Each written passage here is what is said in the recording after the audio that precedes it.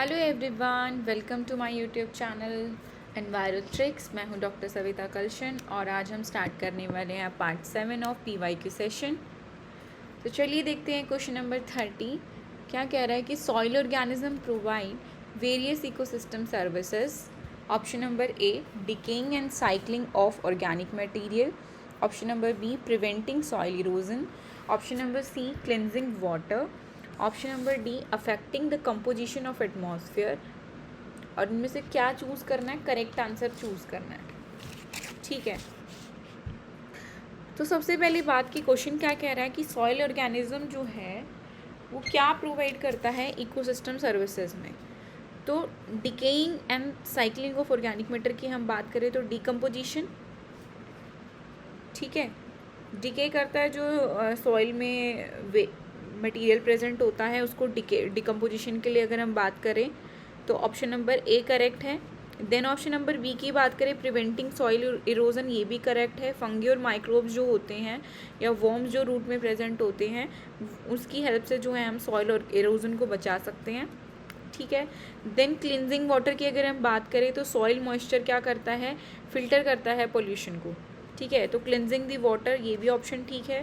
Then option number D की बात करें, it affecting the composition of atmosphere, ठीक है, अफेक्ट करता है एटमॉस्फेयर की कंपोजिशन को by release out carbon dioxide, methane और नाइट्रस ऑक्साइड। जो डिकम्पोजिशन के दौरान जो गैसेस निकलती हैं उसकी वजह से ये अफेक्ट करता है एटमॉस्फेयर को। तो all the above are the correct answer. तो option number D is the correct answer of the question. तो हमारा करेक्ट आंसर क्या है यहाँ पे? Option number D. Option number D is the correct answer of soil organism provide a various ecosystem in decaying the cycling organic matter, preventing soil erosion, cleansing water and affecting the composition of atmosphere, all the above. Then question number 31 देखते हैं, what fraction of soil volume is occupied रफली bye पोर spaces, ठीक है। पोर spaces का कितना जो volume है वो सॉइल कवर करती है। तो अगर हम बात करें जो सॉइल है वो हमारी किससे बनी है? 45% मिनरल से मिलकर बनी है, ठीक है। ऑर्गेनिक मैटर जो है वो आपका 5% प्रेजेंट होता है और बाकी जो पोर साइज है, पोर स्पेस है, एयर प्लस जो वाटर है वो आपका है 50%। तो करेक्ट आंसर क्या होगा आपका? Option number A 50%। The soil volume is occupied roughly by the pore spaces of 50%. 45% जो है आपका वो क्या कवर करते हैं? मिनरल कवर करते हैं और ओनली दी 5% जो है आपका ऑर्गेनिक मैटर कवर करता है। देन नेक्स्ट क्वेश्चन देखते हैं, where when there is a increase of 1 unit और Richter scale the energy level release in a earthquake increase by the factor of. अब क्वेश्चन ध्यान से देखो कि क्या पूछ रहे हैं कि there is an increase of an 1 unit Richter scale, ठीक है। तो एनर्जी लेवल क्या होगा? Earthquake increase by the factor of, कौन से फैक्टर से जो है वो इंक्रीज होता है एनर्जी लेवल? तो हमेशा याद रखना जो एनर्जी लेवल है वो आपका इंक्रीज होता है बाय द फैक्टर ऑफ 31। और आपका शेकिंग लेवल जो हम चेक करते हैं वो कितने लेवल से बढ़ता है? 10 लेवल से, ठीक है। Energy level 31, shaking level is 10। तो करेक्ट आंसर इन्होंने क्या पूछा है? Energy release in a earthquake increase by the factor of. Energy release कितने फैक्टर पे एनर्जी रिलीज होती है? तो option number D is the correct answer, ठीक है। नेक्स्ट क्वेश्चन देखते हैं, for cyclone to occur there is a balance between For cyclone to occur, there is a balance between option number A, pressure gradient force and centrifugal force, B, pressure gradient force and Coriolis force, option number C, Coriolis force and centrifugal force, option number D, Coriolis force, centrifugal force and frictional force। तो cyclone जो है वो to occur there is balance between the option number B, pressure gradient force and Coriolis force, ठीक है। तो rotation के लिए हमें किसकी ज़रूरत पड़ती है? एट द लो प्रेशर जो है आपका साइक्लोन फॉर्म होता है, low pressure in the centre रहता है, ठीक है, सेंटर में लो प्रेशर रहता है। तो जो रोटेशन होता है साइक्लोन में, जो रोटेशन होता है उसके लिए हमें किसकी ज़रूरत पड़ती है? प्रेशर ग्रेडियंट फोर्स की और कोरियोलिस फोर्स की। तो it is the sum of pressure gradient force and the Coriolis force is equals to cyclone. ठीक है, it is a balance between pressure gradient force and the Coriolis force. तो option number B is the correct answer. Then next question देखते हैं, option number 34. Warm and cool phases of recurring climate pattern across tropical Pacific Ocean can shift back and forth every year. Cool and warm phases किसकी बात कर रहा है? Climate pattern में cool और warm phases की. Warm phases that is related to El Nino और La Nina is related to cold phase. ठीक है, तो El Nino is for the warm phase and La Nina is for the cool phase. और ये जो है आपका एवरी 2 to 7 ईयर में अकर होता है. ठीक है, तो करेक्ट आंसर क्या है इसका? Pattern across the tropical Pacific ocean can shift back and forth every 2 to 7 year. ठीक है, ऑप्शन नंबर 34 का करेक्ट आंसर है option number A. Then next question देखते हैं. Largest iron ore reserve magnetite are. तो लार्जेस्ट आयरन ओर कहाँ पर है मैग्नेटाइट के? वो है आपके उड़ीसा में. ठीक है, उड़ीसा में लोकेटेड है. उड़ीसा के बाद आपका आता है सेकेंड नंबर पे झारखंड. ठीक है, उड़ीसा में आपके जो आयरन रिजर्वॉयर है वो है 35 to 40% जो है आपका उड़ीसा में है. देन सेकंड नंबर आपका आता है Jharkhand 20 to 25%. Then later on उसके बाद आता है आपका छत्तीसगढ़. ठीक है, 15 से 20% आयरन और रिजर्व पाए जाते हैं. देन उसके बाद हम बात करते हैं कर्नाटका की. तो अगर हम देखें सबसे ज़्यादा कहाँ पाया जाता है? उड़ीसा में पहले नंबर पे, दूसरे नंबर पे झारखंड, तीसरे नंबर पे छत्तीसगढ़, चौथे नंबर पे कर्नाटका. ठीक है, और अगर मैं वर्ल्ड की बात करूं तो वर्ल्ड का सबसे लार्ज आयरन रिजर्व कौन सा है? वो आपका लोकेटेड है ऑस्ट्रेलिया में. ठीक है, सेकेंड नंबर पे ब्राज़ील में. देन नेक्स्ट क्वेश्चन देखते हैं, क्वेश्चन नंबर 36. मो इज द स्केल ऑफ. मो स्केल किसके लिए हम यूज़ करते हैं? ये जो मैंने पहले क्वेश्चन सीरीज कराई थी इनिशियली, ये क्वेश्चन सेम क्वेश्चन पूछा हुआ था जब मैंने कहा स्टार्टिंग ही जो है वो मो स्केल से हुई थी उस टाइम फर्स्ट क्वेश्चन की. तो इसका करेक्ट आंसर क्या है? Mohs scale is use for the hardness of a mineral. ठीक है, देन नेक्स्ट क्वेश्चन देखते हैं. In remote sensing study of biomass determination. ठीक है, biomass determination, water body delineation, geographical boundary mapping, which of the following spectral band is used. ये biomass determination के लिए, water body delineation के लिए और जियोग्राफिकल बाउंड्री मैपिंग के लिए कौन सा स्पेक्ट्रल बैंड हम यूज़ करते हैं? तो इसके लिए हम क्या यूज़ करते हैं? NIR band. ठीक है, नियर इंफ्रारेड बैंड जो हम यूज़ करते हैं. ठीक है, उसका रेंज क्या होता है नियर इंफ्रारेड बैंड का? 0.76 to 0.9 माइक्रोमीटर. ठीक है, और NIR बैंड जो है वो आपकी हेल्प करता है लैंड वेजिटेशन देखने में, वाटर देखने में. वाटर क्वांटिटी क्या है, वाटर बॉडीज़ जो है वो क्या करती हैं? वो एब्जॉर्ब कर लेती हैं. NIR बैंड को डार्क और ब्लैक कलर की दिखती हैं. ठीक है, और NIR बैंड जो है वो स्ट्रांगली रिफ्लेक्टेड हो जाती हैं हेल्दी वेजिटेशन से. तो बायोमास डिटर्मिनेशन कर सकते हैं हम ईजिली. ठीक है, और वाटर बॉडी डिलिनेशन कर सकते हैं और जोग्राफिकल बाउंड्री मैपिंग भी हम इससे चेकआउट कर सकते हैं कितना कौन सा लैंड है, वाटर किस तरीके का प्रेजेंट है, वेजिटेशन क्लासिफिकेशन भी जो है हम NIR बैंड से हम चेकआउट कर सकते हैं. तो ऑप्शन नंबर ए जो है वो करेक्ट आंसर है 0.76 to 0.09 माइक्रोमीटर. और ऑप्शन नंबर बी जो है वो आपका क्या है? शॉर्ट वेव इंफ्रारेड रेंज है ये. ठीक है, ऑप्शन नंबर सी भी जो है आपका शॉर्ट वेव इंफ्रारेड रेंज है. ठीक है, देन ऑप्शन नंबर डी की बात करें तो ये क्या है? थर्मल इंफ्रारेड रेंज, जो किसके लिए यूज़ होती है? लैंड सर्विस टेम्परेचर को चेकआउट करने के लिए. ठीक है, देन क्वेश्चन नंबर 38 देखते हैं. The environmental statement consist of. Environmental statement क्या कंसिस्ट करती है? Option number A description of project site characteristics, it's mean detail topography. ठीक है, देन प्रोजेक्ट ऑब्जेक्टिव, ये भी ठीक है। Significant impact due to project activities, impact check out करती है, ठीक है, ये भी ठीक है। Then mitigation measures, step to reduce and avoid the negative impact, ये चेकआउट करती हैं।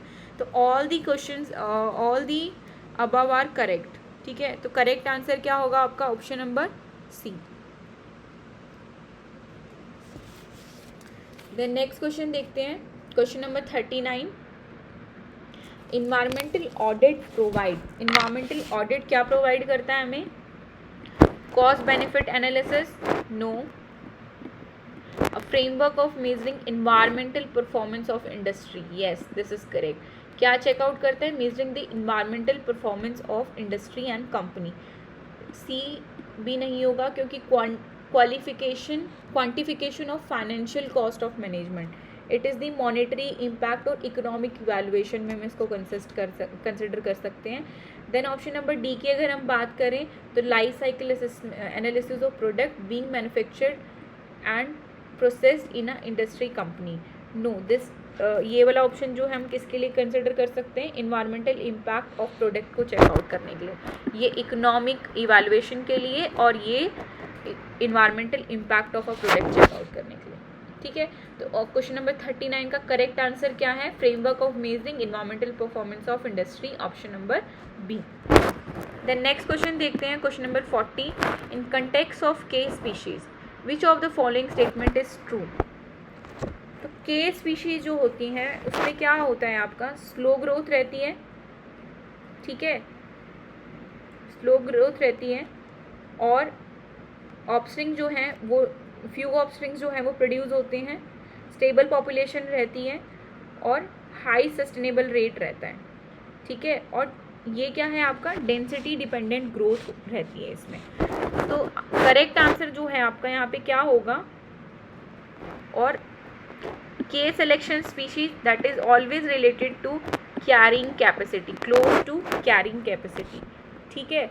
दे have high intrinsic rate, high intrinsic rate growth rate की अगर हम बात करें तो ये कहाँ किस में होता है आपका? आर सिलेक्शन में होता है। They quickly exhaust to the resources of their habitat, no, ये भी आपका आर सिलेक्शन में होता है। The reproductive rate is not depend on population density, no this is depend on population density, ठीक है। तो करेक्ट आंसर क्या है क्वेश्चन नंबर 40 का? Option number D, they exist population level close to carrying capacity. Then question number 41 क्या कह रहा है? Which of the following is a major determinant for the climax community? Major determinant कौन सा है इसमें से क्लाइमेक्स कम्युनिटी का? तो वो क्या है आपका? क्लाइमेट, ठीक है। तो major determinant of climax community क्या है? क्लाइमेट।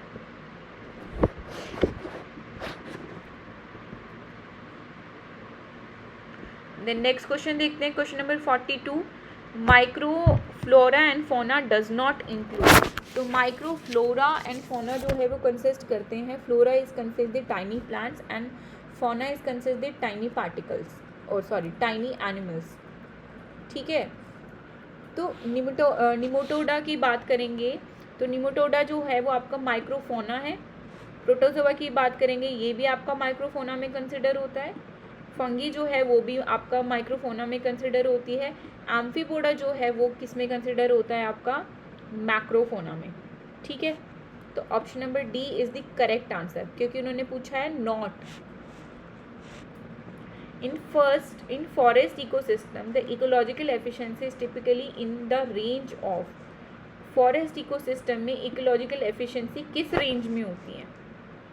तो ये होती है आपकी 5 to 20% की रेंज में, ठीक है। इकोलॉजिकल एफिशिएंसी होता क्या है? Percentage of energy transferred one trophic level to the next trophic level, कितनी परसेंटेज ऑफ एनर्जी जो है वन ट्रॉपिक लेवल से नेक्स्ट ट्रॉपिक लेवल पे पास ऑन हो रही है, उसे क्या कहते हैं? इकोलॉजिकल एफिशिएंसी कहते हैं। ओनली 5 to 20% एनर्जी जो है वो पास टू नेक्स्ट ट्रॉपिक लेवल, ठीक है। और 15 to 20% की अगर हम बात करें, ये होता है आपका एक्वेटिक इकोसिस्टम में होता है, ठीक है। 1 to 5% की अगर मैं बात करूँ तो ये क्या है? ये पॉसिबल, ये जो है लगभग पॉसिबल होता है डेजर्ट इकोसिस्टम में, और ये जो है ये वैल्यू एग्जिस्ट ही नहीं करता है।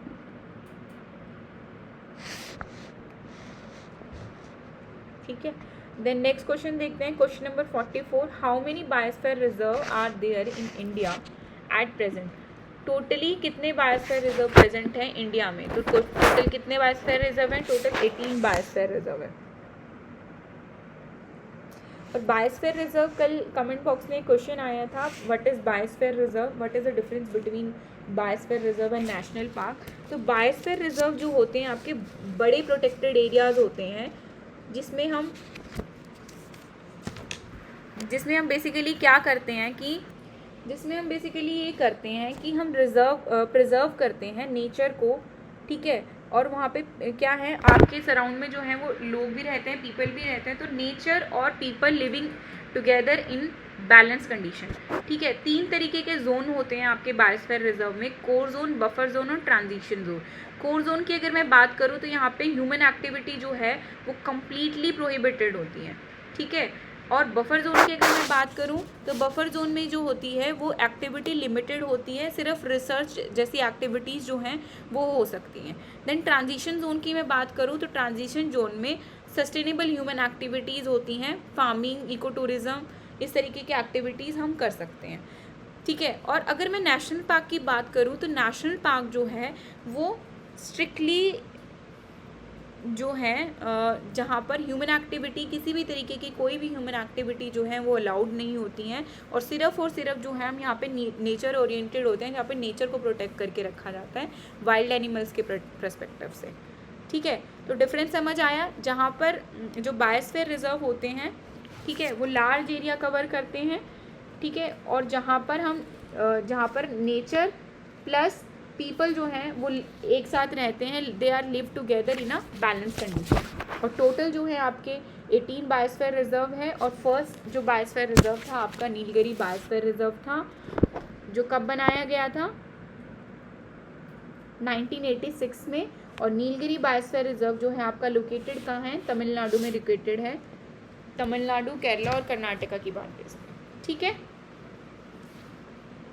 देन नेक्स्ट क्वेश्चन देखते हैं, question number 45, the rotational motion of debris is associated with which type of landslide.